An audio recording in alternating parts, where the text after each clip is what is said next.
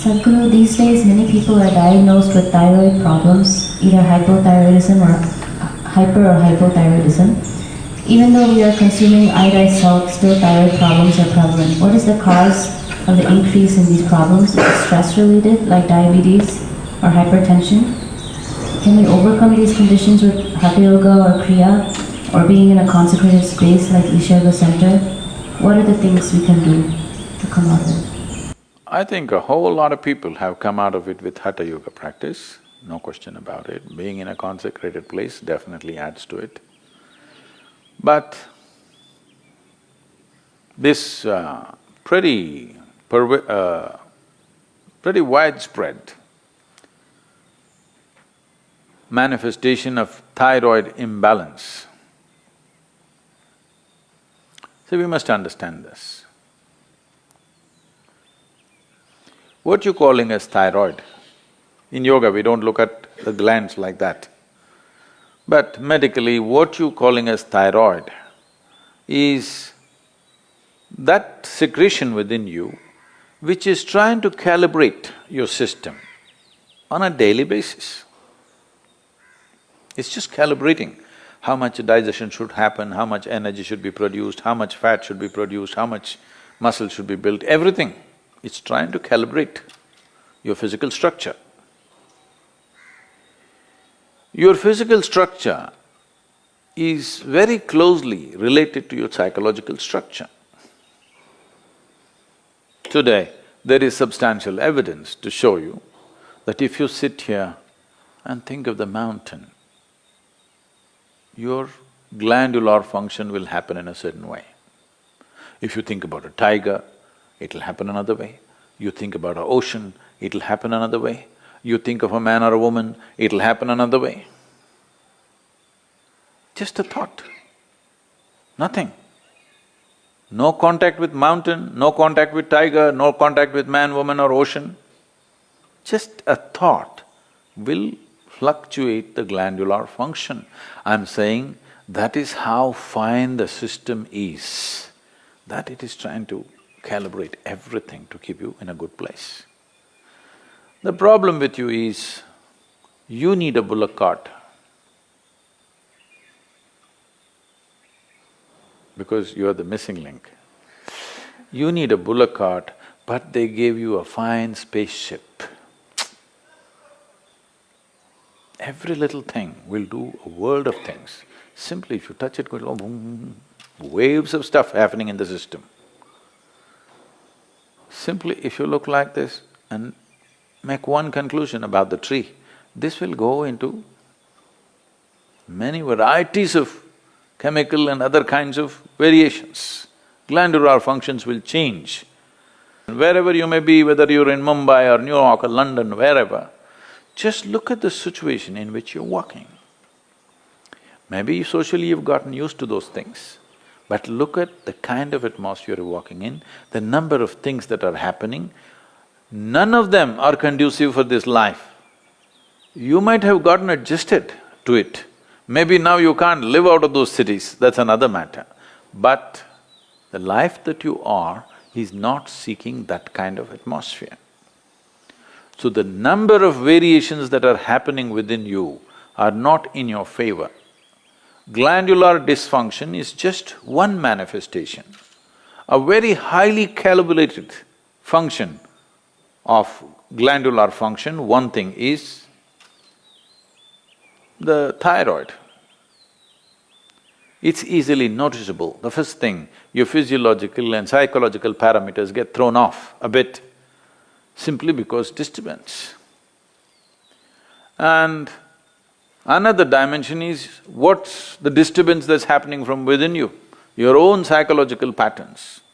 Another dimension of disturbance is what kind of food is getting into you. There is no way you can eat anything today which is not chemically infested. If you're eating very organic food, it's little organic chemicals they're using. It's come to that place. It's very difficult to eat something that's just grown in the wild forest. You can pluck out something and eat. That's very, very little, not even a small percentage of people are capable of eating that anymore. It's all from the marketplace. And what goes into the marketplace is all about more, not about what. And also this, in this country, all these things are gone now, don't worry. My grandmother, every day the vegetable seller, they used to come home with a basket. Just then in the morning they would have plucked, by 7:38 they're at the doorstep. When they come, and she will look at this, when she wants to buy it, she won't allow the vegetable seller to touch the vegetables. They plucked and brought it. It's fresh, just now it's come off the plant. But if it has to go into the balance or if she has to choose 1, 2, 3, 4 like this, she won't let them touch it. You don't touch my vegetables. This is not to keep bacteria away. She doesn't want that woman or that man to touch the vegetables that her children and grandchildren will eat. She will touch it in a certain way. She will fondle it, she'll caress it, she'll look at it like this, and then she will cut it and make it. Don't think this is all funny. If all these things are missing in your life, you have to take pills to manage your glandular function, and there is no way by popping a pill you can get it into balance, you can suppress it. You cannot get it into proper balance, no way, because every day it's different, every moment it's different. This is calibration, a very active calibration that's happening. You kill it and just take a pill and somehow manage. You are a little dysfunctional machine. With this dysfunctional machine will manifest in so many ways, and you will only know it when you stretch it. When you're living with minimal stuff, it won't show up. It's like this. See, even if you have a flat tire on your car, at 20 kilometers you can drive home, Some things will crack up, some things will tear up, but still you can drive.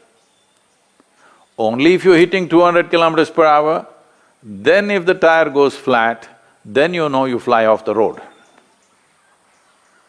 So that's all it is. If all these things are taken care of well, now when you rev up your life to function at a much higher level, simply it'll go. Now you rev up your life without bringing that balance, then you see it'll freak. You will see this happening all around you every day. So, to invest that much into our lives, well, you can't leave your city and go and live in the jungle. You can't leave the atmospheres and go away. At least you must equip yourself so that those things don't have too much impact on you. It'll anyway have impact, but how much is the question? How much impact?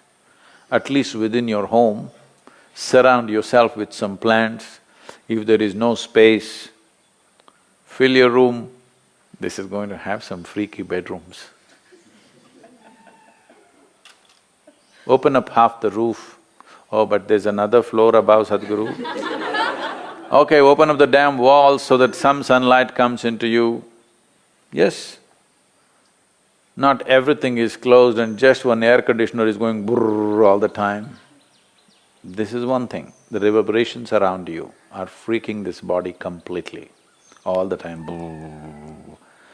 Particularly when I'm outside the country, particularly in United States. Even in Europe it's a little better. In United States, all the time something is buzzing, endlessly. When I come here, it's like, just still, which makes you alive. Everything is buzzing, you're like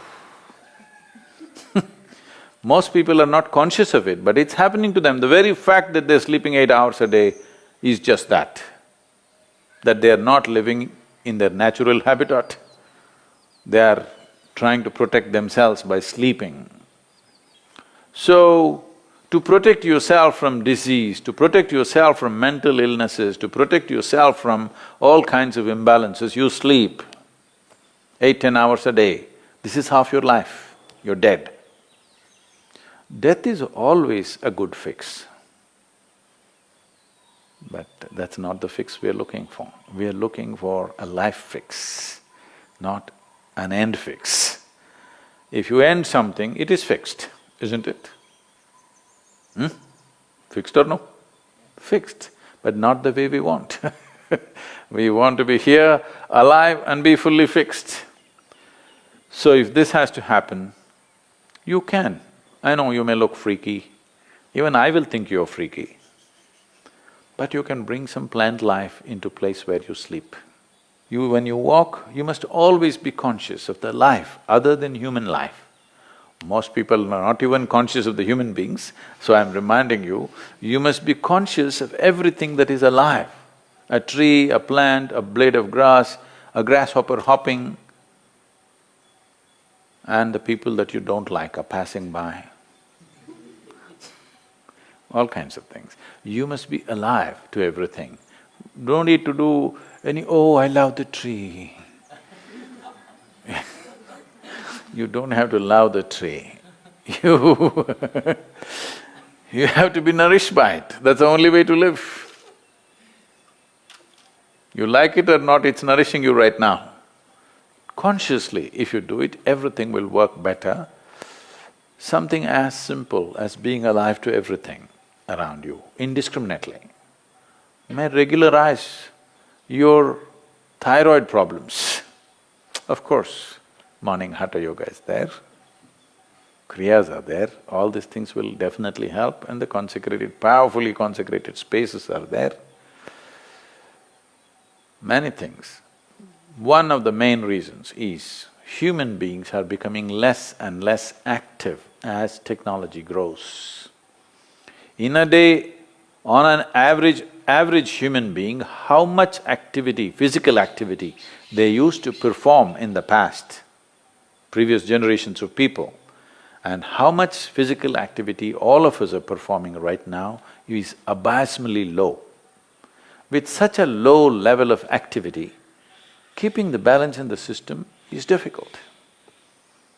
So little imbalance, don't go to bed. If you feel little imbalanced, you must jump into activity. Wherever activity is happening with some vigor and joy, you must jump into that activity and do more and more of it if you're feeling sick. Really.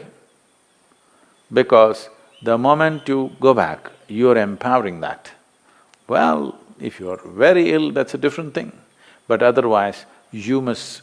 we are talking about essentially glandular dysfunction of various kinds. Activity is a simple solution for everything.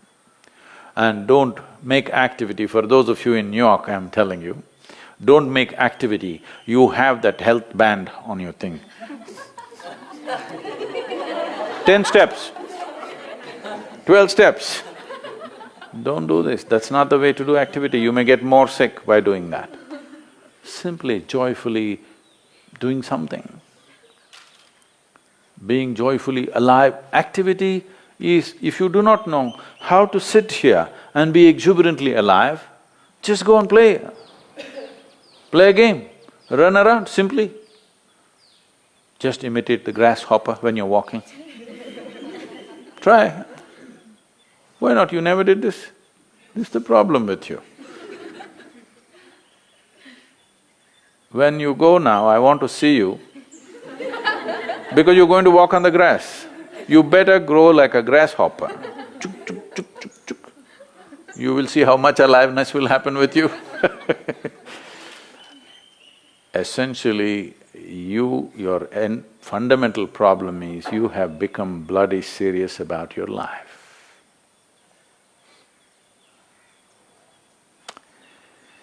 So, we have to again remind you, you will die anyway. Don't be so serious about it because it'll get over in no time. You must loosen the grip. Now if you loosen the grip, that last scene can be different. Otherwise, people see you, that's a great thing that happened to you. You loosen the grip. Now itself if you loosen the grip, you will see life will happen wonderfully well for you.